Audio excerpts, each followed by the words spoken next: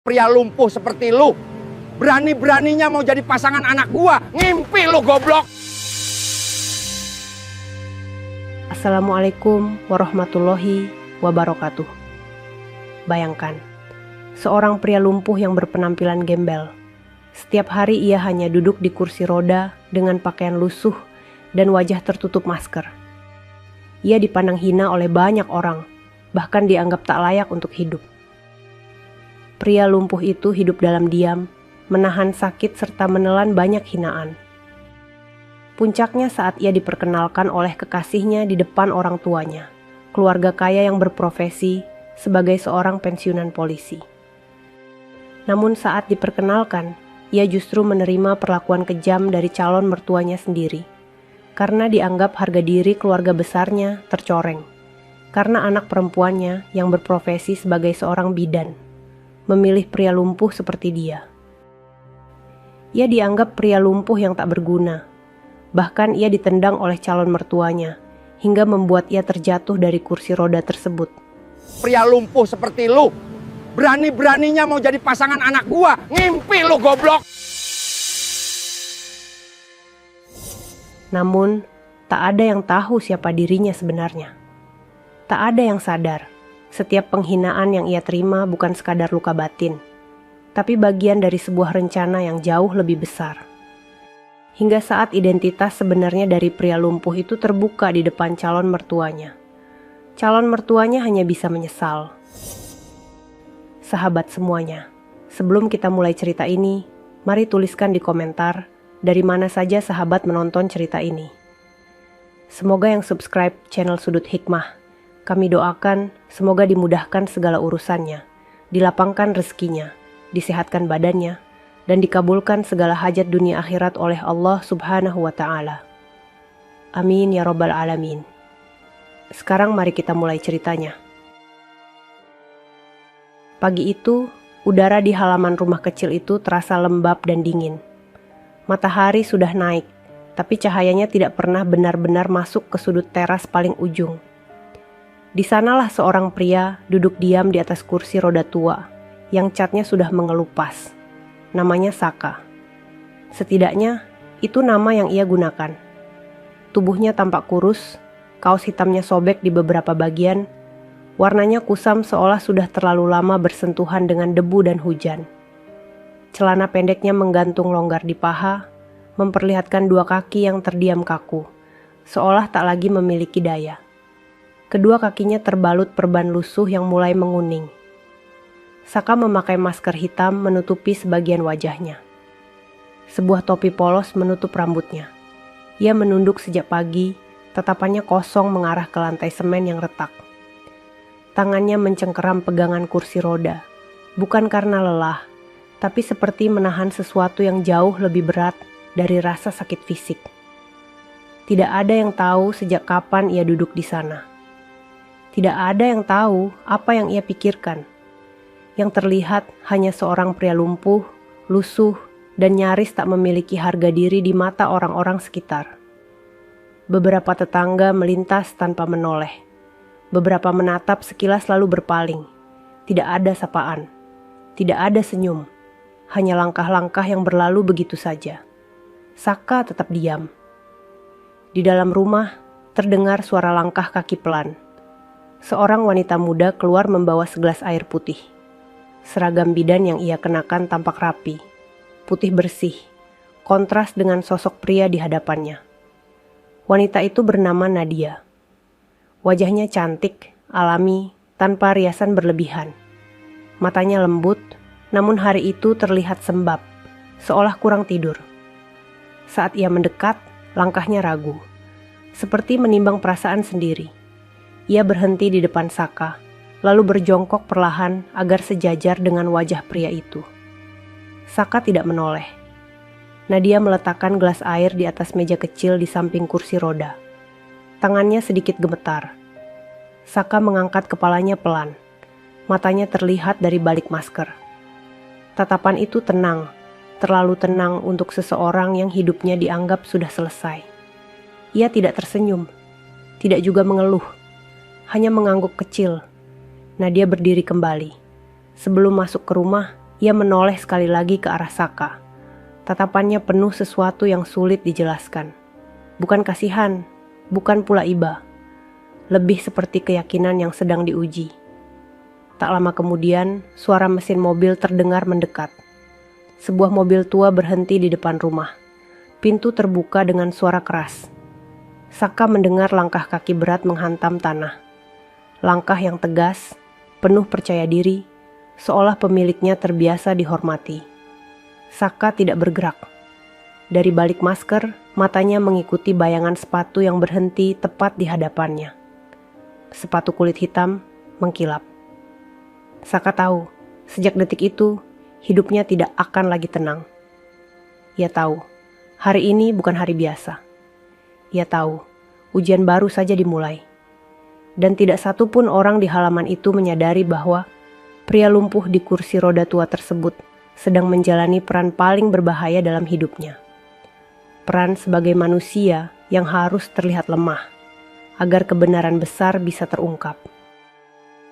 Pria dengan sepatu kulit hitam itu berdiri tepat di depan Saka. Tubuhnya tegap, rambutnya disisir rapi ke belakang meski sudah memutih di beberapa sisi.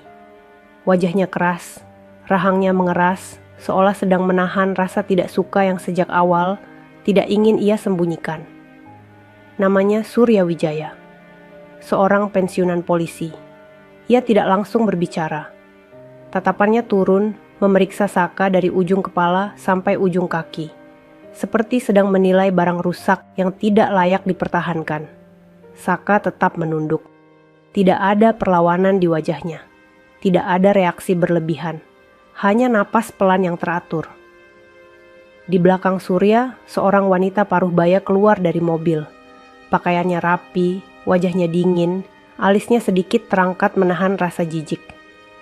Wanita itu adalah Ratna, istri Surya. Ratna berhenti di samping suaminya. Tangannya langsung terlipat di dada. Tatapan pertama yang ia berikan kepada Saka bahkan lebih tajam dari suaminya. Tidak ada rasa kasihan sedikit pun. Nadia keluar menyusul dari dalam rumah. Begitu melihat kedua orang tuanya, langkahnya terhenti. Wajahnya menegang. Ia berdiri di antara Saka dan kedua orang tuanya, seolah menjadi dinding tipis yang rapuh. Surya akhirnya membuka suara. Suaranya berat, datar, tanpa emosi hangat. Ia menyebut nama Nadia dengan nada resmi. Tidak ada sapaan lembut, tidak ada rindu seorang ayah. Setelah itu, ia kembali menatap Saka. Tatapan itu lama, terlalu lama. Saka bisa merasakan udara di sekitarnya berubah. Ada tekanan yang sengaja diciptakan. Ratna mendengus pelan. Kepalanya sedikit dimiringkan, memperjelas ekspresi merendahkan di wajahnya. Nadia mencoba berbicara. Suaranya pelan, hampir seperti bisikan. Ia memperkenalkan Saka dengan kalimat sederhana. Tidak berlebihan, tidak pula membela. Saka mengangkat wajahnya sedikit. Matanya bertemu dengan mata Surya untuk sesaat. Tidak ada rasa takut di sana, hanya ketenangan yang aneh. Surya menyadarinya. Alisnya berkerut tipis. Ia tidak suka tatapan itu, bukan tatapan orang lemah. Terlalu stabil untuk pria yang duduk di kursi roda. Surya melangkah setengah langkah lebih dekat. Bayangan tubuhnya menutupi cahaya matahari yang mengenai Saka. Ia menatap ke bawah, seolah ingin memastikan bahwa pria di hadapannya benar-benar tidak berdaya. Saka kembali menunduk. Ratna tersenyum tipis, senyum yang dingin dan penuh penilaian. Nadia menggenggam ujung bajunya sendiri. Tangannya bergetar. Ia tahu, sejak langkah pertama orang tuanya masuk ke halaman ini, badai sedang bersiap datang. Dan Saka, yang masih duduk diam di kursi roda tua itu, seolah menerima semua tatapan tajam tersebut tanpa perlawanan. Tidak ada yang tahu, di balik sikap tenang itu, setiap kata, setiap ekspresi, dan setiap perlakuan sedang direkam bukan oleh alat, tetapi oleh ingatan seorang prajurit yang dilatih untuk bertahan dalam tekanan apapun. Hari itu, Surya dan Ratna merasa sedang melihat pria paling rendah yang pernah ada di hidup anak mereka. Mereka tidak sadar, mereka sedang menatap seseorang yang jauh berada di atas mereka, tanpa satupun tanda pangkat terlihat. Surya melangkah masuk ke halaman tanpa menunggu dipersilakan. Langkahnya mantap, seperti masih membawa kebiasaan lama saat mengenakan seragam. Ia menatap sekeliling rumah kecil itu dengan cepat, lalu mendengus pelan. Ratna menyusul di belakangnya. Sepatunya berhenti tepat di ambang teras. Ia tidak langsung naik. Pandangannya berkeliling, dari dinding rumah yang mulai kusam, kursi kayu yang catnya pudar, hingga lantai semen yang tidak rata. Nadia berdiri kaku di tengah halaman. Wajahnya pucat. Ia tahu rumah ini sederhana, tapi belum pernah terasa sekecil ini. Saka masih duduk di kursi roda. Posisi tubuhnya tidak berubah. Ia seolah menjadi bagian dari halaman itu sendiri. Tidak bergerak, tidak berbicara. Surya berhenti di dekat pintu rumah. Ia menoleh ke arah Nadia, lalu kembali menatap Saka. Tatapannya kali ini lebih lama, lebih tajam. Ratna akhirnya naik ke teras. Tangannya masih terlipat. Ia berdiri tidak jauh dari Saka, cukup dekat untuk memperlihatkan perbedaan yang ingin ia tekankan. Nadia mengajak mereka masuk ke dalam rumah. Suaranya terdengar gugup. Surya tidak segera menjawab. Ia malah memandang kursi roda Saka. Saka menyadari tatapan itu. Ia menunduk sedikit lebih dalam, seolah menghindari pandangan. Tangannya mencengkeram pegangan kursi roda lebih erat. Surya menghela napas panjang. Nafas orang yang merasa terganggu.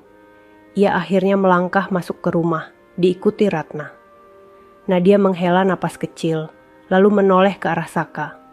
Saka mengangguk pelan, isyarat bahwa ia tidak perlu ditemani. Nadia masuk ke dalam. Di ruang tamu, Surya duduk di kursi paling besar.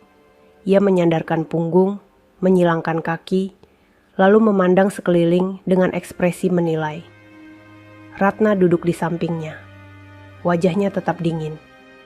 Tatapannya sesekali melirik ke arah pintu, ke halaman tempat Saka berada. Nadia berdiri di depan mereka. Kedua tangannya saling menggenggam. Ia mencoba berbicara dengan nada tenang, menjelaskan kondisi Saka secara singkat. Surya mendengarkan sambil menyandarkan dagu ke tangan. Matanya menyipit. Ia tidak memotong, tapi jelas tidak benar-benar mendengar. Saat Nadia selesai, ruangan itu sunyi. Surya memecah keheningan dengan suara rendah, namun tegas. Ia menyebut kondisi Saka dengan nada yang tidak disamarkan. Tidak ada empati. Tidak ada simpati. Ratna mengangguk pelan, seolah mendukung setiap kata yang tidak terucap. Nadia mencoba menjelaskan lagi. Kali ini suaranya bergetar. Ia bicara tentang tanggung jawab, tentang kesungguhan, tentang pilihan hidupnya sendiri. Surya mengangkat tangan, menghentikannya. Ia berdiri perlahan, posturnya tegap, wajahnya keras. Tatapannya tidak lagi tertuju pada Nadia, melainkan ke arah pintu. Ia melangkah keluar, Ratna mengikutinya. Nadia tersentak. Ia segera bangkit dan menyusul mereka ke teras. Saka masih di sana. Posisi tubuhnya sama seperti sebelumnya. Ia tidak menoleh saat Surya berhenti tepat di depannya. Surya menatap Saka dari atas. Wajahnya tanpa ekspresi hangat. Udara di halaman terasa berat. Nadia berdiri di antara mereka. Ia bisa merasakan sesuatu sedang bergeser. Bukan sekadar pertemuan keluarga. Bukan sekadar perbedaan pendapat. Ini terasa seperti awal dari sesuatu yang jauh lebih gelap. Dan Saka yang masih diam di kursi roda tua itu, tahu bahwa ketenangan di rumah kecil ini tidak akan bertahan lama. Surya berdiri tepat di depan Saka. Jarak mereka tidak sampai satu langkah. Bayangan tubuh Surya menutup sebagian cahaya yang jatuh ke halaman, membuat wajah Saka semakin tenggelam dalam bayang. Ratna berdiri di samping, tangannya masih terlipat rapat. Wajahnya datar, seolah sedang menonton sesuatu yang sudah bisa ia tebak akhirnya.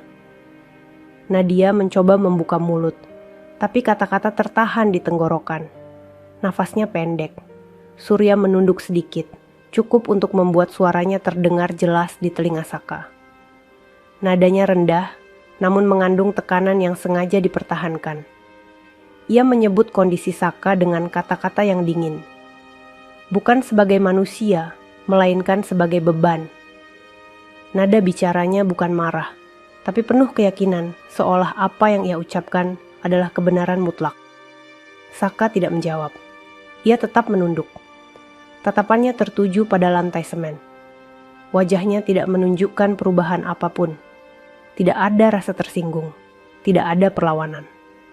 Ratna menghembuskan napas pendek, lalu melirik Nadia. Tatapannya menyiratkan kekecewaan yang dalam. Ia menyebut nama Nadia dengan nada pelan, namun tajam. Ia mengatakan bahwa hidup tidak boleh dipilih dengan perasaan. Bahwa masa depan tidak bisa dibangun di atas kursi roda dan belas kasihan. Nadia menelan ludah. Wajahnya memerah, matanya mulai berkaca. Ia mencoba membalas dengan suara bergetar, mengatakan bahwa ia tidak meminta izin untuk mencintai. Surya mengangkat tangan lagi, menghentikan Nadia tanpa menoleh. Tatapan Surya kembali tertuju pada Saka. Kali ini lebih lama. Ia bertanya dengan nada sinis, seolah pertanyaan itu tidak membutuhkan jawaban. Nada itu mengandung penghinaan yang sengaja ditahan, namun cukup jelas untuk melukai. Saka perlahan mengangkat kepalanya. Matanya terlihat dari balik masker. Tatapan itu bertemu dengan mata Surya. Hanya sesaat. Tidak ada amarah. Tidak ada ketakutan. Tatapan itu tenang, terlalu tenang untuk seseorang yang sedang direndahkan. Surya menangkapnya. Alisnya mengerut tipis. Ada sesuatu dalam tatapan itu yang membuatnya tidak nyaman. Bukan tatapan meminta belas kasihan. Lebih seperti tatapan orang yang sudah siap menerima apapun. Saka kembali menunduk. Ia menggerakkan tangannya pelan, memutar roda kursi sedikit ke belakang, memberi jarak tanpa diminta. Gerakan sederhana itu justru terasa seperti pengakuan diam, bahwa ia berada di posisi paling rendah. Ratna tersenyum tipis. Nadia menggeleng pelan, air matanya jatuh. Ia ingin berkata banyak, tapi suaranya seperti terkunci. Surya menghela napas kasar. Ia meluruskan tubuhnya kembali, seolah telah menyelesaikan satu penilaian penting. Baginya, pria di kursi roda itu bukan ancaman, bukan tandingan, bahkan bukan calon keluarga, hanya kesalahan yang harus segera disingkirkan. Saka tetap diam. Di dalam diam itu, tidak ada yang tahu bahwa setiap kata, setiap nada, dan setiap tatapan sedang disimpan rapi di ingatan seseorang yang terbiasa menghadapi tekanan jauh lebih kejam dari sekadar hinaan. Dan hari itu, kata pertama yang menyakitkan telah terucap. Bukan yang terakhir. Ratna melangkah satu langkah lebih dekat ke Saka. Gerakannya pelan, terukur, seolah ingin memastikan setiap kata yang keluar dari mulutnya tepat sasaran. Tangannya tetap terlipat, dagunya sedikit terangkat. Tatapannya dingin dan datar, seperti sedang berbicara pada seseorang yang tidak perlu diperlakukan lembut. Ia mulai berbicara dengan suara rendah, namun jelas. Kata-katanya mengalir tanpa emosi hangat. Ia menyebut masa depan, menyebut nama keluarga, menyebut harga diri yang menurutnya tidak boleh dikorbankan. Setiap kata terasa seperti benda keras yang dijatuhkan satu persatu ke dada Nadia. Nadia menatap ibunya dengan mata berkaca. Ia mencoba menyela, tapi Ratna tidak memberi ruang. Ucapannya terus berlanjut, menekankan bahwa kehidupan bukan hanya soal niat baik, tapi soal kemampuan berdiri sendiri. Ratna melirik kursi roda itu sebentar. Tatapan singkat, tapi cukup untuk membuat maknanya jelas. Saka tetap menunduk. Ia mendengar semuanya. Tidak satupun kata terlewat, namun wajahnya tetap tenang. Bahunya tidak naik. Napasnya tetap teratur. Surya berdiri sedikit menjauh, mengamati. Ia tidak ikut berbicara kali ini. Namun diamnya justru terasa seperti persetujuan penuh. Ratna mengakhiri ucapannya dengan nada yang lebih tajam. Ia menyebut bahwa cinta tanpa masa depan hanya akan membawa penderitaan. Bukan hanya bagi Nadia, tapi bagi seluruh keluarga. Nadia akhirnya berbicara. Suaranya bergetar, tapi jelas. Ia mengatakan bahwa ia tidak meminta harta, tidak meminta jabatan, hanya meminta kepercayaan. Ratna tersenyum tipis, senyum yang tidak mencapai mata. Ia menggeleng pelan, seolah mendengar sesuatu yang terlalu naif untuk dipercaya. Saka menggerakkan tangannya. Pelan, sangat pelan. Jemarinya menekan pegangan kursi roda lebih kuat dari sebelumnya. Tidak ada yang menyadarinya. Ia menarik napas dalam. Lalu, dengan suara rendah dan tenang, ia akhirnya berbicara untuk pertama kalinya sejak Surya dan Ratna datang. Ucapannya singkat, tidak membela diri, tidak meminta belas kasihan. Ia hanya mengatakan bahwa ia memahami kekhawatiran mereka. Nada suaranya datar, tapi mantap. Surya menoleh cepat. Ratna terdiam sesaat, bukan karena kata-kata itu, tapi karena cara Saka mengucapkannya. Terlalu terkendali, terlalu terlatih. Ratna menepis perasaan itu. Ia kembali mengeraskan wajahnya. Ia mengatakan bahwa pemahaman saja tidak cukup. Dunia tidak berjalan dengan niat baik. Dunia berjalan dengan kekuatan. Nadia menunduk. Air matanya jatuh ke lantai. Saka kembali diam. Ia menundukkan kepala, menerima semua kata itu tanpa perlawanan. Dari luar, ia terlihat seperti pria lumpuh yang telah kehilangan segalanya. Tidak ada yang tahu, di balik sikap itu, ada seseorang yang sedang menahan diri untuk tidak melangkah keluar dari peran yang ia pilih dengan sadar. Peran sebagai pria yang dianggap tidak memiliki nilai apapun. Dan bagi Surya serta Ratna, hari itu mereka semakin yakin bahwa pria di kursi roda itu tidak layak berada di hidup anak mereka. Mereka tidak sadar. Keyakinan itu sedang membawa mereka menuju penyesalan yang akan datang perlahan, tapi pasti. Surya melangkah maju satu langkah lagi. Kali ini, tubuhnya benar-benar berada tepat di depan Saka. Jarak mereka begitu dekat hingga aroma sepatu kulit dan asap rokok yang masih tertinggal di pakaian Surya tercium jelas. Nadia refleks maju setengah langkah, namun Ratna segera menahan lengannya. Genggaman Ratna kuat. Dingin, tanpa menoleh. Surya menatap Saka dari atas ke bawah. Tatapannya penuh keyakinan, seolah ia berdiri di posisi yang tidak mungkin digoyahkan. Suaranya kembali terdengar, lebih keras dari sebelumnya. Ia menyebut kondisi Saka dengan nada yang tidak lagi ditahan. Nada yang menunjukkan bahwa ia tidak sedang berbicara dengan calon keluarga, melainkan dengan seseorang yang menurutnya sudah selesai. Saka mendengarkan. Bahunya tetap lurus. Kepalanya sedikit menunduk. Tidak ada perubahan raut wajah. Surya menggerakkan kakinya perlahan. Ujung sepatunya menyentuh roda kursi itu. Sentuhan ringan, namun cukup untuk menunjukkan niat. Nadia menarik lengannya dari genggaman Ratna. Ia hendak bicara, namun suara Surya mendahuluinya. Kata-katanya kali ini lebih kasar, lebih tajam. Ia menyebut keberanian Saka untuk berada di hidup Nadia sebagai sesuatu yang tidak masuk akal. Saka tetap diam. Detik berikutnya, Surya menggerakkan kakinya sedikit lebih kuat. Kursi roda itu bergeser beberapa sentimeter ke belakang. Bunyi besi tua beradu dengan lantai semen terdengar jelas. Nadia tersentak. Nafasnya tercekat. Ratna tidak bergerak. Wajahnya tetap dingin. Saka merasakan guncangan kecil itu. Tangannya mencengkeram pegangan kursi roda lebih kuat. Tubuhnya sedikit condong ke depan, namun ia segera menahan diri agar tidak jatuh. Ia tidak mengangkat kepala.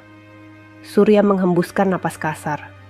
Ia menatap kursi roda itu, lalu kembali menatap wajah Saka yang tertutup masker. Baginya, tindakan itu hanyalah peringatan. Sebuah cara menunjukkan batas. Saka kembali menarik napas pelan. Di balik masker, rahangnya mengeras sesaat, lalu kembali rileks. Tidak ada balasan, tidak ada protes. Keheningan menyelimuti halaman itu. Sunyi yang berat, penuh tekanan. Nadia menutup mulutnya dengan tangan. Air matanya jatuh tanpa suara. Ia menatap Saka, namun pria itu tidak menoleh. Seolah ia tidak ingin Nadia melihat apapun selain ketenangan palsu yang ia pertahankan. Surya meluruskan tubuhnya. Ia merasa cukup. Baginya, pesan sudah tersampaikan dengan jelas. Ratna melangkah mendekat, berdiri di samping Surya. Ia melirik kursi roda yang sedikit bergeser, lalu memalingkan wajahnya. Di mata mereka, pria lumpuh itu telah ditempatkan di posisi yang seharusnya. Saka tetap duduk diam di kursi roda tua itu. Dari luar, ia terlihat semakin kecil, semakin tidak berdaya.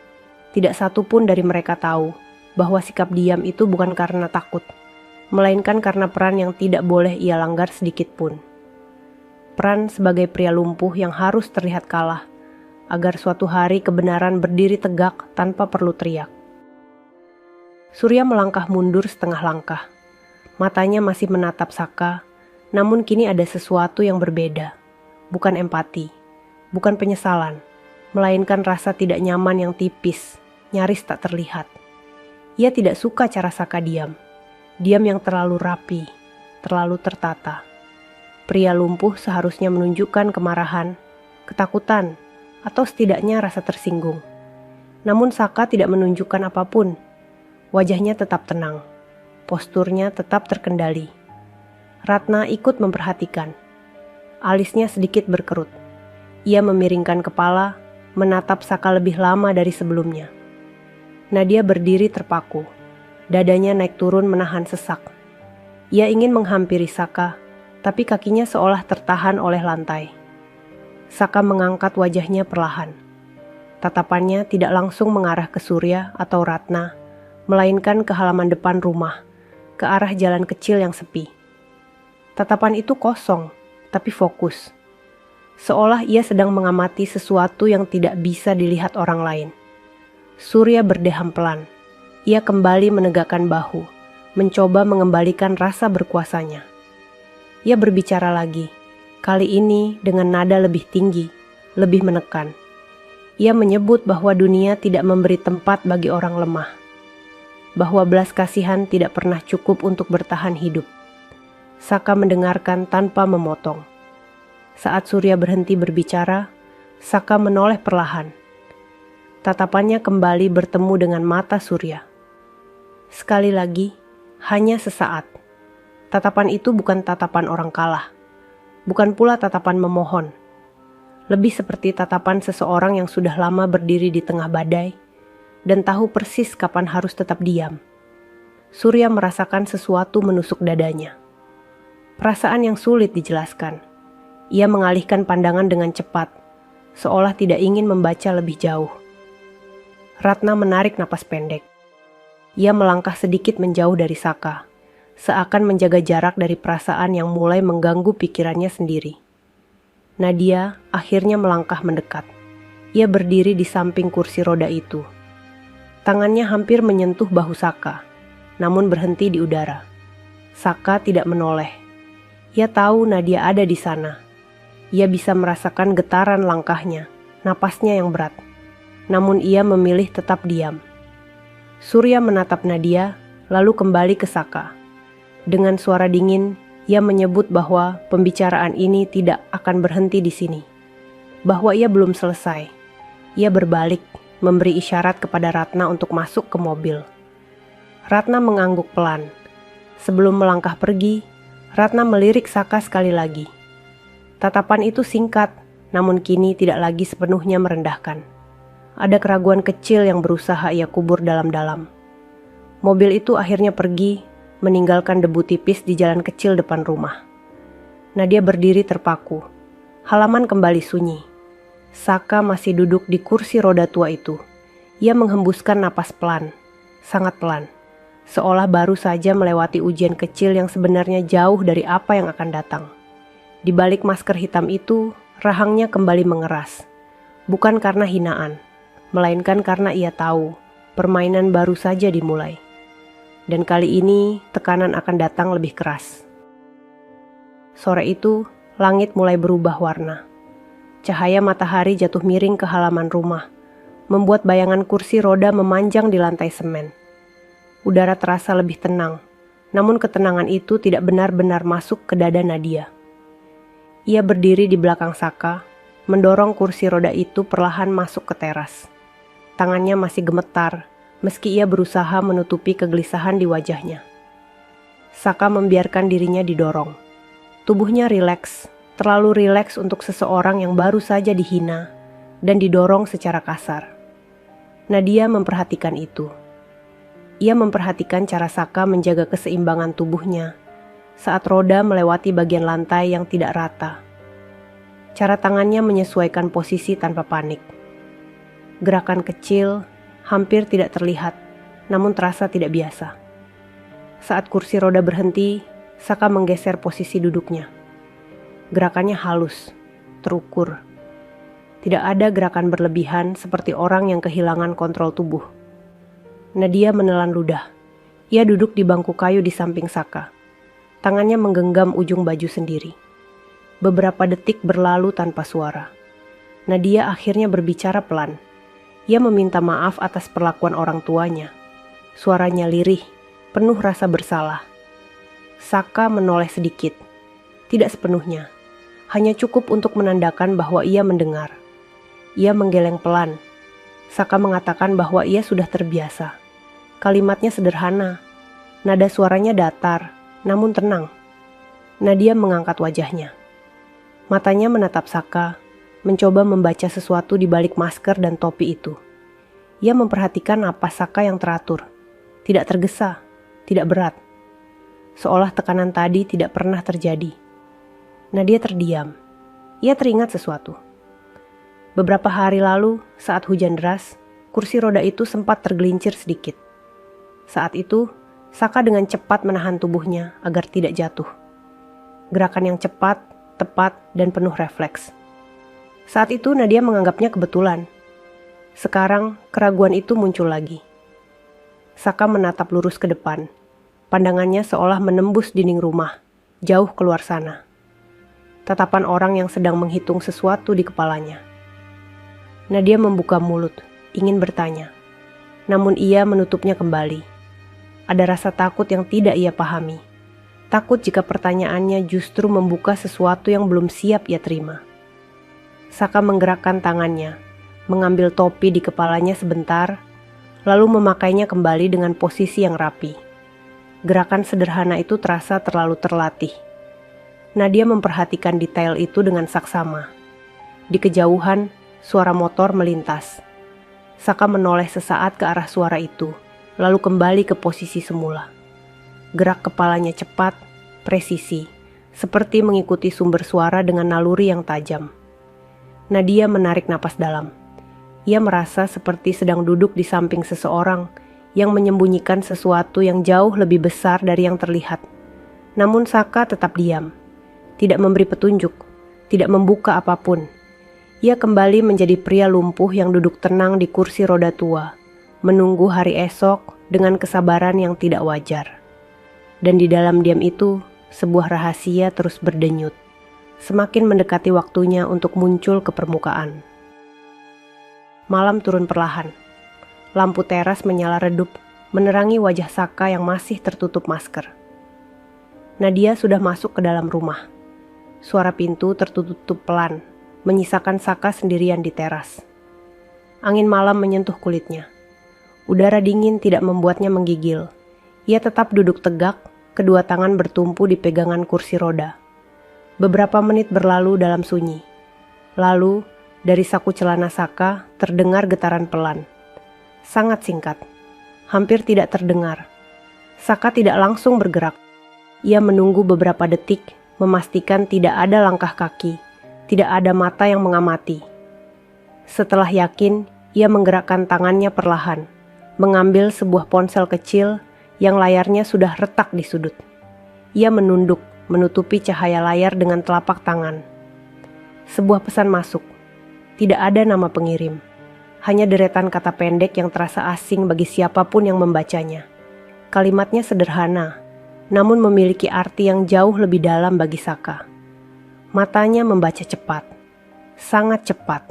Napasnya tetap teratur. Wajahnya tidak berubah.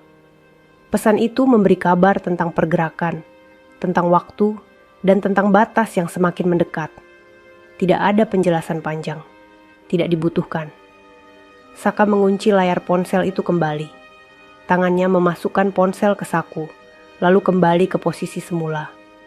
Dari luar, tidak ada yang berubah.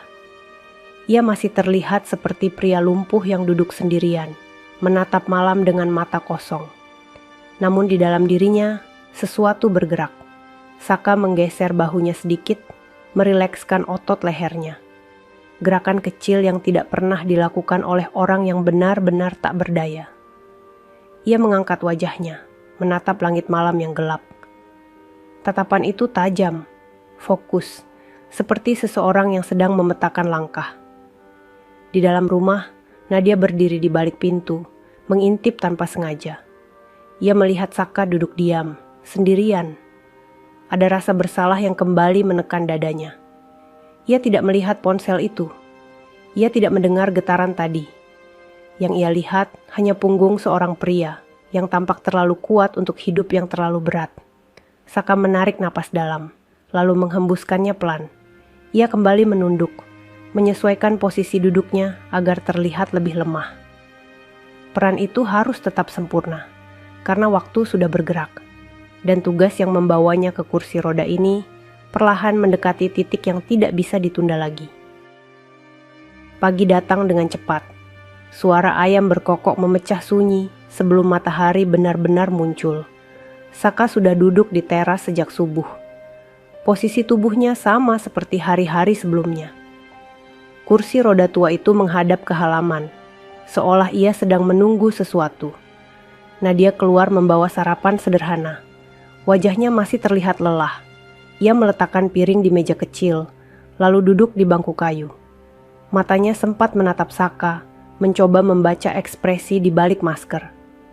Saka mengangguk kecil, tidak lebih. Suasana pagi terasa aneh. Tidak ada percakapan panjang, tidak ada senyum. Hanya udara yang bergerak pelan, membawa perasaan yang sulit dijelaskan. Beberapa jam kemudian, suara motor berhenti di depan rumah. Seorang pria berdiri di pagar. Tubuhnya tinggi, jaketnya kusam, topinya ditarik rendah menutupi wajah. Nadia menoleh. Ia tidak mengenali pria itu. Saka menoleh sekilas. Sangat singkat. Namun tatapan itu cukup. Pria di pagar itu mengangguk kecil. Isyarat yang hampir tak terlihat. Saka menunduk kembali. Nadia memperhatikan adegan singkat itu. Jantungnya berdebar tanpa alasan yang jelas. Ia bertanya siapa pria itu. Saka menjawab singkat bahwa itu hanya orang yang lewat. Nada suaranya tenang. Terlalu tenang. Pria itu tidak masuk. Ia hanya berdiri sebentar, lalu pergi dengan motornya. Debu tipis tertinggal di jalan. Setelah itu, Saka terlihat lebih diam dari biasanya. Tangannya lebih sering menggenggam pegangan kursi roda. Pandangannya lebih sering kosong, seperti menghitung sesuatu di kepalanya. Sore hari, Nadia menerima telepon dari ayahnya. Wajahnya langsung menegang. Ia mendengarkan tanpa banyak bicara. Beberapa kali ia hanya menjawab pendek. Telepon itu ditutup dengan napas berat. Nadia menghampiri Saka. Suaranya pelan saat mengatakan bahwa orang tuanya akan datang lagi. Nada suaranya mengandung kekhawatiran. Saka mengangguk pelan. Tidak ada reaksi terkejut. Tidak ada penolakan. Seolah ia sudah tahu. Di dalam dadanya, hitungan waktu terus berjalan. Pesan semalam bukan peringatan kosong. Segala sesuatu mulai bergerak lebih cepat dari rencana awal. Saka menatap lurus ke depan. Rahangnya mengeras sesaat, lalu kembali rileks. Hari itu, ia tahu, tekanan akan datang lebih keras. Dan ia harus tetap duduk di kursi roda itu, memainkan peran sebagai pria lumpuh yang dianggap tidak berarti, meski waktu terus menyempit menuju titik yang tidak bisa ditarik kembali. Langit sore tampak mendung saat mobil tua itu kembali berhenti di depan rumah. Suara pintunya ditutup lebih keras dari sebelumnya. Langkah kaki Surya terdengar cepat, berat, tanpa ragu. Ratna menyusul di belakang, wajahnya kaku, rahangnya mengeras. Nadia baru saja keluar dari dalam rumah ketika mereka datang. Tubuhnya menegang. Ia bisa merasakan arah pembicaraan kali ini tidak akan ringan. Saka sudah berada di teras. Kursi rodanya menghadap ke halaman. Posisi duduknya rapi, tangan bertumpu di pegangan, kepala sedikit menunduk. Ia tidak menoleh saat Surya mendekat. Surya berhenti tepat di depan Saka. Jaraknya sangat dekat, terlalu dekat untuk percakapan biasa. Ia membuka suara tanpa basa-basi. Nadanya tinggi, tajam, dan penuh tekanan. Ia mengatakan bahwa pertemuan sebelumnya belum selesai, bahwa ia tidak bisa menerima keadaan ini berlarut-larut. Ratna berdiri di sampingnya.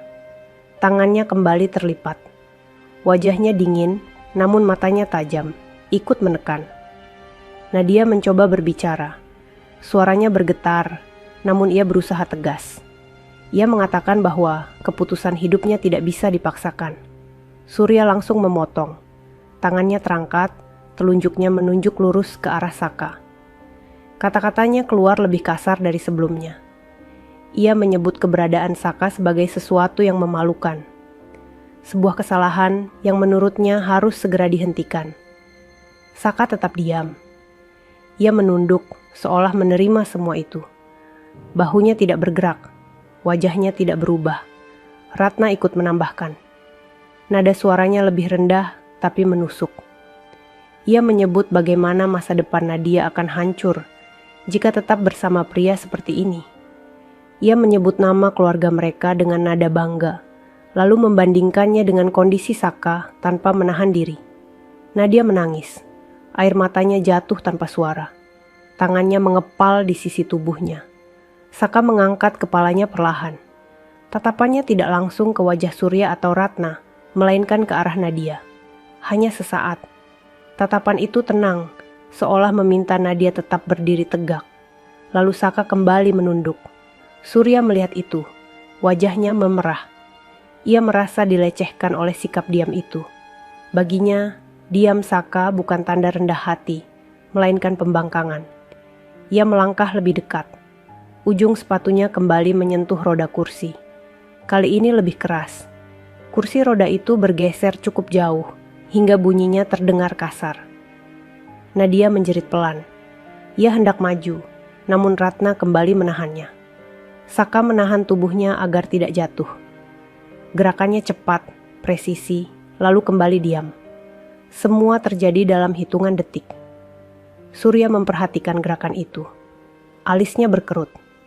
Sekilas, ada sesuatu yang tidak sesuai dengan gambaran pria lumpuh yang ia yakini.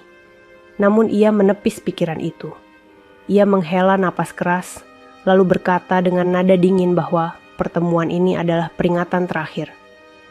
Baginya, pria di kursi roda itu tidak boleh lagi berada di hidup anaknya. Saka tidak menjawab. Ia hanya menunduk, membiarkan kata-kata itu jatuh satu persatu tanpa balasan.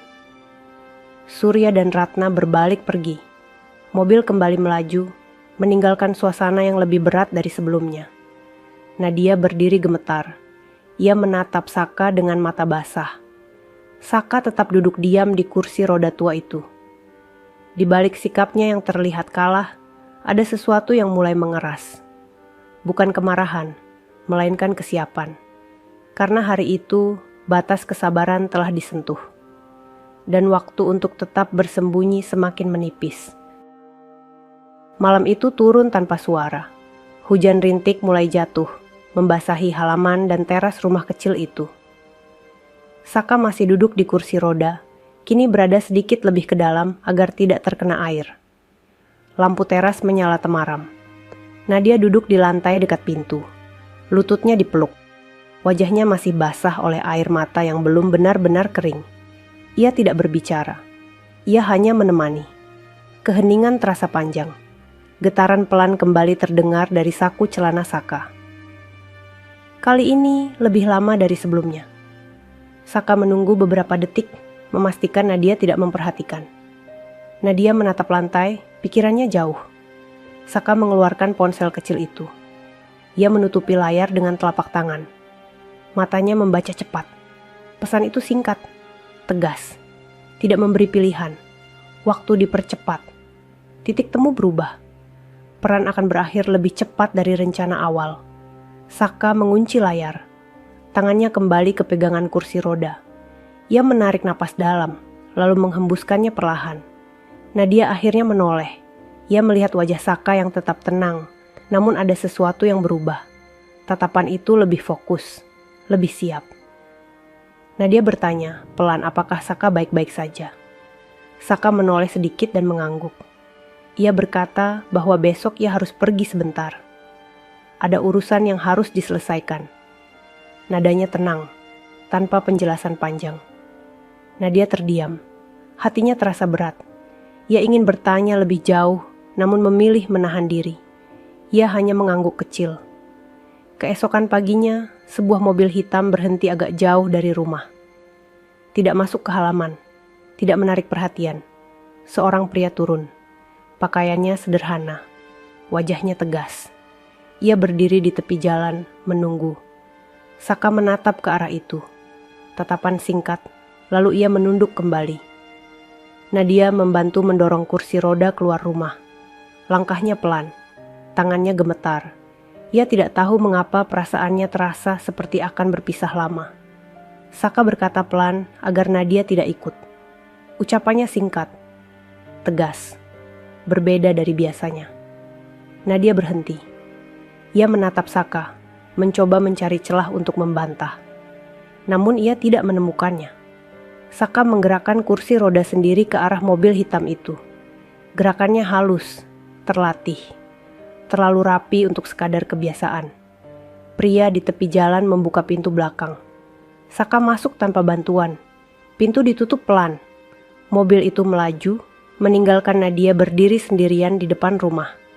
Nadia memeluk dirinya sendiri. Hujan mulai turun lebih deras. Ia tidak tahu kemana Saka pergi. Ia tidak tahu apa yang sedang terjadi. Yang ia tahu, sejak detik itu sesuatu telah bergeser. Dan di dalam mobil yang melaju menjauh, Saka duduk tegak. Masker masih menutupi wajahnya. Topi masih menunduk. Namun di balik itu semua, peran sebagai pria lumpuh gembel perlahan mendekati akhir. Mobil hitam itu berhenti di sebuah area luas yang sunyi. Bangunannya besar, kokoh, dijaga ketat, namun tidak mencolok. Lampu-lampu menyala terang, memantul di permukaan aspal yang masih basah oleh hujan. Pintu mobil terbuka. Saka turun dengan tenang. Tidak ada tergesa, tidak ada kebingungan. Kursi roda dikeluarkan, diletakkan di samping mobil. Untuk sesaat, Saka masih duduk di atasnya, menunduk seperti biasa. Beberapa pria berdiri tidak jauh. Pakaian mereka rapi. Sikap mereka tegap. Tatapan mereka fokus pada satu titik yang sama. Saka mengangkat wajahnya. Ia melepas masker hitam itu perlahan. Lalu topi di kepalanya. Rambutnya rapi, wajahnya tegas. Tatapannya tajam dan penuh kendali. Untuk pertama kalinya, tidak ada lagi wajah pria lumpuh yang terlihat kalah. Saka meletakkan kedua telapak tangannya di sandaran kursi roda. Gerakannya pelan, terukur. Lalu ia berdiri. Kedua kakinya menapak ke tanah dengan mantap. Tidak goyah, tidak ragu. Posturnya tegak sempurna, seperti seseorang yang terbiasa berdiri di bawah beban tanggung jawab besar. Kursi roda itu ditinggalkan di belakang. Salah satu pria melangkah maju. Ia memberi hormat dengan sikap militer yang sempurna. Diikuti oleh yang lain. Gerakan mereka serempak, penuh hormat. Saka mengangguk singkat. Nama aslinya kembali dipanggil untuk pertama kalinya setelah sekian lama. Arya Pratama. Suara itu terdengar tegas, penuh penghormatan. Arya melangkah masuk ke dalam gedung. Langkahnya mantap. Tidak ada sisa-sisa peran yang tertinggal. Setiap gerakannya mencerminkan kewibawaan yang tidak bisa dipalsukan. Di dalam ruangan besar itu, sebuah layar menampilkan peta dan data. Beberapa wajah muncul, ada nama, ada lokasi, ada catatan panjang tentang jaringan yang selama ini bergerak di balik layar. Arya berdiri di depan layar, tangannya menunjuk satu titik. Ia menjelaskan dengan singkat, padat, tidak bertele-tele. Nada suaranya tenang, namun penuh tekanan. Operasi penyamaran telah berjalan sesuai rencana. Informasi telah terkumpul. Waktu untuk bergerak telah tiba. Para pria di ruangan itu mendengarkan tanpa menyela. Tidak ada yang meragukan satu kata pun. Di luar gedung, hujan mulai reda. Di tempat lain, Nadia duduk sendirian di rumah kecil itu. Kursi roda Saka tidak ada. Teras terasa kosong. Dadanya terasa sesak tanpa alasan yang jelas. Ia tidak tahu, pria yang selama ini ia dampingi sebagai pria lumpuh gembel, kini sedang berdiri sebagai sosok yang sangat berbeda. Seorang jenderal muda tertinggi TNI. Dan sejak malam itu, kebenaran mulai bergerak menuju mereka, yang selama ini merasa paling berhak merendahkan. Ruangan itu sunyi setelah Arya selesai berbicara. Layar besar di dinding masih menampilkan peta dan rangkaian data yang rumit. Lampu putih menerangi wajah-wajah yang berdiri tegak di sekelilingnya. Tidak ada tepuk tangan, tidak ada komentar. Yang ada hanya anggukan singkat, penuh pemahaman. Seorang pria berusia lebih tua melangkah maju. Sikapnya tenang, wibawanya kuat. Ia berdiri satu langkah di depan Arya, lalu memberi hormat dengan sempurna. Sikap hormat itu dibalas Arya dengan anggukan singkat. Nama Arya kembali disebut. Kali ini dengan nada yang tidak pernah ia dengar selama masa penyamaran. Nada yang penuh penghormatan, bukan penghakiman. Arya berdiri tegak, bahunya lurus. Tatapannya lurus ke depan. Tidak ada kebanggaan berlebihan di wajahnya. Hanya ketegasan seorang prajurit yang tahu tanggung jawabnya belum selesai. Ia menerima laporan lanjutan. Nama-nama disebut. Peran-peran dijelaskan. Beberapa di antaranya terdengar akrab. Beberapa lainnya membawa bayangan panjang tentang keterkaitan masa lalu. Salah satu nama membuat rahang Arya mengeras sesaat. Nama yang selama ini ia dengar sebagai pensiunan polisi terhormat. Nama yang dikenal bersih, tegas, dan disegani. Arya tidak bereaksi berlebihan. Ia hanya mengangguk kecil. Ia tahu tidak semua kebenaran berdiri di tempat yang sama dengan reputasi. Di ruangan itu dijelaskan bagaimana penyamaran sebagai pria lumpuh membuka akses ke percakapan-percakapan yang tidak pernah muncul di ruang resmi. Bagaimana sikap merendahkan seringkali membuka mulut orang-orang yang merasa aman. Arya mendengarkan dengan fokus penuh. Ia memberi instruksi singkat, jelas. Tidak ada kalimat yang terbuang. Setiap perintah memiliki arah yang pasti. Setelah rapat selesai, Arya berjalan keluar menuju lorong panjang. Langkahnya bergema pelan di lantai. Cahaya lampu memantul di dinding putih. Ia berhenti sejenak di depan jendela besar. Dari sana, ia melihat hujan yang sudah benar-benar berhenti. Udara malam tampak bersih. Arya menarik napas dalam. Wajah Nadia muncul di benaknya. Tatapannya, air matanya. Cara ia berdiri membela tanpa suara.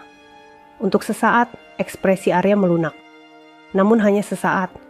Ia kembali mengenakan masker wajah. Bukan masker fisik, melainkan kendali penuh atas emosi yang harus tetap terkunci. Karena tugasnya belum selesai. Dan orang-orang yang selama ini merasa berhak merendahkan, belum menyadari bahwa mereka sedang berdiri tepat di jalur kebenaran yang perlahan mendekat. Pagi itu, rumah Surya Wijaya tampak lebih rapi dari biasanya. Halaman disapu bersih, kursi tamu disusun sejajar. Surya berdiri di ruang depan dengan kemeja lengan panjang yang disetrika rapi. Sementara Ratna berjalan mondar-mandir, memastikan segalanya terlihat pantas. Sebuah surat resmi tergeletak di atas meja. Amplopnya tebal, kertasnya berkualitas.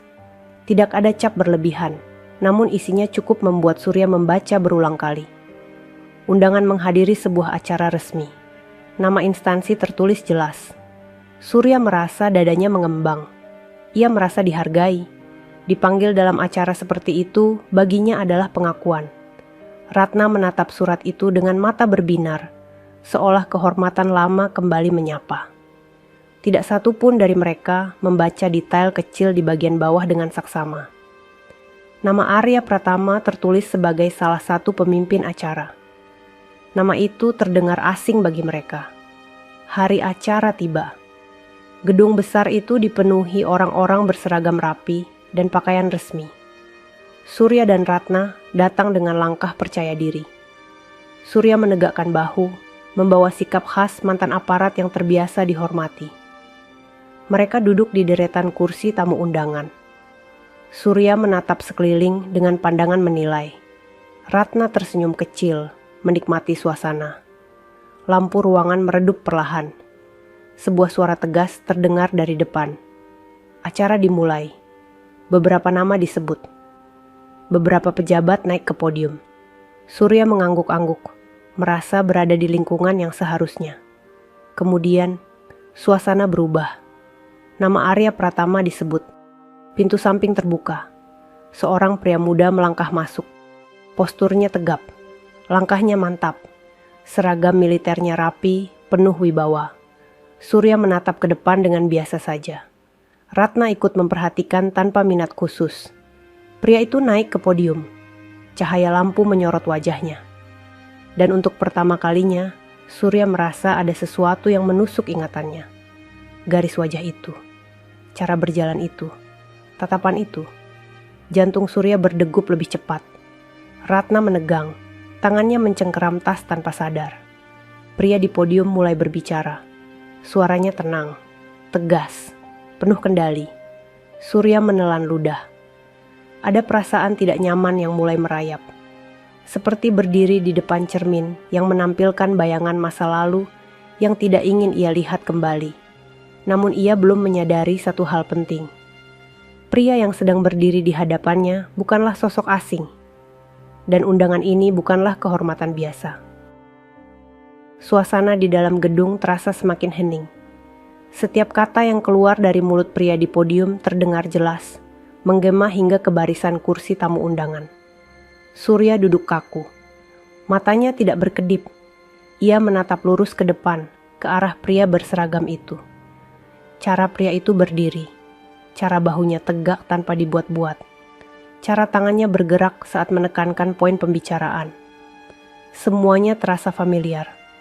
Ratna menoleh ke arah suaminya. Ia melihat wajah Surya yang mulai menegang. Rahangnya mengeras. Napasnya tidak lagi teratur. Pria di podium melanjutkan penjelasannya. Ia berbicara tentang disiplin, tentang kehormatan, tentang bagaimana kekuasaan seringkali membuat manusia lupa cara memandang sesama. Kalimat-kalimat itu terdengar seperti tamparan pelan. Surya menggeser tubuhnya di kursi. Tangannya mengepal di atas paha. Ada ingatan yang perlahan naik ke permukaan. Ingatan tentang halaman rumah kecil, tentang kursi roda tua, tentang tatapan tenang yang tidak pernah membalas hinaan. Jantungnya berdetak lebih cepat. Ratna mulai menyadari hal yang sama. Wajah pria di podium itu tidak asing. Garis matanya, bentuk rahangnya, cara ia menunduk sebentar sebelum kembali menatap lurus ke depan. Ratna menutup mulutnya dengan tangan. Dadanya terasa sesak. Pria di podium berhenti sejenak. Ia menatap seluruh ruangan dengan tenang. Tatapannya menyapu satu persatu barisan kursi. Saat matanya bertemu dengan mata Surya, waktu seolah berhenti. Tatapan itu sama, tidak berubah. Tenang, dalam, penuh kendali. Surya merasakan keringat dingin mengalir di punggungnya. Tenggorokannya kering. Ia ingin memalingkan wajah, namun tubuhnya seolah terkunci. Ratna memejamkan mata sesaat. Nafasnya tercekat. Pria di podium melanjutkan bicara, namun kini setiap kata terasa lebih berat. Setiap kalimat seolah diarahkan langsung ke mereka. Tentang bagaimana seseorang bisa terlihat lemah demi sebuah tujuan. Tentang bagaimana kesabaran sering disalahartikan sebagai ketidakberdayaan. Surya menunduk. Untuk pertama kalinya sejak lama, bahunya sedikit turun. Ratna meremas tasnya kuat-kuat. Jemarinya gemetar. Mereka mulai mengerti. Bukan sepenuhnya. Belum secara utuh. Namun cukup untuk membuat dunia yang mereka bangun dengan keyakinan sendiri mulai retak. Dan di podium itu, Arya Pratama berdiri tegak. Wajahnya tetap tenang. Tidak ada amarah. Tidak ada dendam. Hanya kebenaran yang berdiri perlahan tanpa perlu teriak. Suara di dalam gedung itu kembali menggema. Arya berdiri tegak di podium, sorot lampu menyorot wajahnya dengan jelas. Tidak ada lagi bayangan. Tidak ada lagi sudut yang tersembunyi. Ia menyebutkan identitas lengkapnya. Nama itu terdengar tegas, jelas, dan tidak bisa disalahartikan. Arya Pratama. Surya menelan ludah dengan susah payah. Dadanya terasa ditekan sesuatu yang berat. Nama itu berputar di kepalanya, menyatu dengan potongan-potongan ingatan yang selama ini ia abaikan. Ratna membuka mata lebar-lebar. Wajahnya memucat. Jemarinya gemetar di atas tas yang ia peluk erat. Arya melanjutkan pidatonya. Ia berbicara tentang sebuah operasi penyamaran. Tentang bagaimana seseorang harus hidup dalam peran yang paling rendah untuk melihat wajah asli manusia di sekitarnya. Setiap kalimat terasa seperti cermin. Surya teringat kursi roda tua itu. Teringat perban lusuh di kaki pria itu. Teringat tatapan tenang yang tidak pernah membalas hinaan. Napas Surya memburu. Arya menyebutkan bahwa selama penyamaran, ia sengaja memilih posisi paling lemah. Tidak memiliki kuasa. Tidak memiliki status. Tidak memiliki pembelaan. Ratna menutup mulutnya. Air mata mulai menggenang. Bahunya bergetar. Arya berhenti sejenak. Ia menatap ke arah barisan undangan. Tatapannya berhenti tepat di tempat Surya, dan Ratna duduk. Tidak ada kemarahan di sana. Hanya ketegasan. Ia menyebut bahwa ada orang-orang yang merasa berhak merendahkan hanya karena pernah memiliki kuasa. Ada pula yang merasa masa lalu memberi izin untuk melukai harga diri orang lain. Surya menunduk dalam-dalam. Kepalanya terasa berat. Dadanya sesak. Ia ingin berdiri, namun kakinya terasa lemah. Ratna mulai menangis tanpa suara. Bahunya naik turun menahan isak. Arya menutup pidatonya dengan satu kalimat yang tenang. Kalimat yang tidak menyebut nama siapapun, namun terasa sangat pribadi bagi mereka yang pernah merasa paling tinggi. Suasana gedung hening. Tidak ada yang bertepuk tangan. Bukan karena tidak menghormati, melainkan karena semua orang sedang mencerna makna di balik setiap kata. Surya menatap lantai. Untuk pertama kalinya dalam hidupnya, ia merasa kecil. Dan di dalam hatinya, sebuah kesadaran muncul dengan pahit. Pria lumpuh yang dulu ia hina bukanlah orang lemah. Ia adalah sosok yang berdiri jauh di atasnya. Acara resmi itu berakhir tanpa sorak. Para undangan berdiri perlahan, sebagian masih terdiam, sebagian lain berbicara pelan dengan wajah tegang. Nama Arya Pratama terus terdengar di antara bisikan-bisikan yang beredar di ruangan besar itu. Surya masih duduk di kursinya, tubuhnya kaku, tangannya gemetar di atas paha. Nafasnya berat, seolah dadanya menahan beban yang tidak pernah ia bayangkan sebelumnya. Ratna berdiri lebih dulu. Kakinya hampir tidak kuat menopang tubuhnya.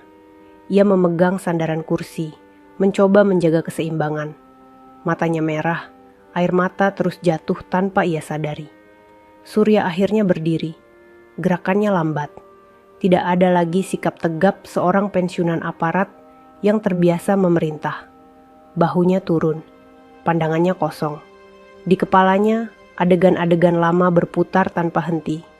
Kursi roda tua yang ia tendang, tatapan tenang yang ia anggap hina, diam yang ia salah artikan sebagai kelemahan. Setiap ingatan itu kini berubah menjadi pukulan yang menghantam harga dirinya sendiri.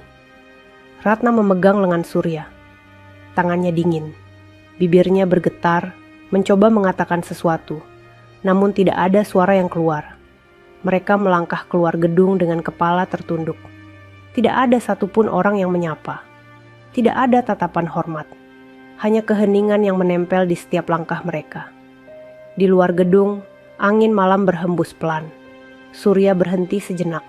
Ia memejamkan mata. Nafasnya tertahan, lalu terlepas panjang. Untuk pertama kalinya, ia merasa gagal bukan sebagai ayah, bukan sebagai aparat, tapi sebagai manusia. Ratna terisak. Ia menutup wajahnya dengan kedua tangan. Bahunya berguncang, menahan penyesalan yang datang terlambat. Di tempat lain, Arya berdiri di sebuah lorong panjang. Seragamnya masih rapi. Wajahnya tenang. Ia menatap ke depan, bukan ke belakang. Seorang perwira mendekat dan menyampaikan laporan singkat. Arya mengangguk. Tidak ada perubahan emosi di wajahnya. Namun saat ia melangkah pergi, langkahnya melambat sejenak. Bayangan Nadia muncul lagi di benaknya. Cara ia menangis diam-diam. Cara ia berdiri membela tanpa suara. Arya berhenti sesaat. Tangannya mengepal, lalu kembali terbuka. Ia tahu, penyesalan telah lahir di hati Surya dan Ratna. Namun jalan menuju pemahaman yang utuh belum selesai. Dan bagi mereka yang pernah merasa paling benar, malam itu menjadi awal dari kehancuran harga diri yang tidak bisa mereka tutupi lagi. Pagi berikutnya datang dengan udara yang terasa lebih berat dari biasanya. Matahari naik perlahan, menyinari halaman rumah Surya Wijaya yang tampak sunyi. Pintu rumah terbuka setengah. Tidak ada suara radio. Tidak ada percakapan. Surya duduk di kursi ruang tamu. Tangannya bertumpu di lutut. Punggungnya sedikit membungkuk, tidak lagi setegap dulu. Di hadapannya, secangkir teh sudah dingin, tak tersentuh sejak tadi. Ratna berdiri di dekat jendela. Matanya sembab. Wajahnya pucat. Ia menatap keluar tanpa benar-benar melihat apapun. Surya akhirnya membuka suara. Nadanya pelan. Tidak ada perintah. Tidak ada nada menggurui. Ia mengucapkan satu kalimat pendek yang terdengar berat, seolah keluar dari dasar penyesalan yang paling dalam. Ratna menoleh. Air mata kembali jatuh. Ia mengangguk pelan, seolah kalimat itu menjawab semua yang tidak sanggup ia ucapkan sejak semalam. Di tempat lain, Arya berdiri di sebuah ruangan sederhana. Tidak ada podium, tidak ada sorot lampu, hanya meja kayu dan beberapa kursi. Seragam militernya sudah terganti dengan pakaian sederhana. Seorang perwira menyerahkan berkas terakhir. Arya membacanya singkat, lalu menutupnya. Ia mengangguk kecil. Keputusan telah dibuat. Arya melangkah keluar ruangan. Langkahnya tenang. Tidak tergesa, tidak pula ragu. Wajahnya tidak menunjukkan kemenangan, apalagi dendam.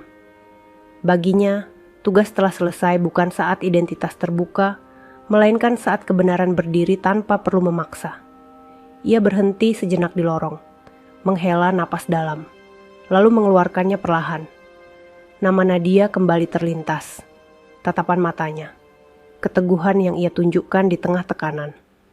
Arya mengambil ponselnya, mengetik pesan singkat, tidak panjang, tidak berlebihan, hanya memberi kabar bahwa ia akan datang. Di rumah Surya, ponsel Nadia bergetar. Ia menatap layar dengan ragu.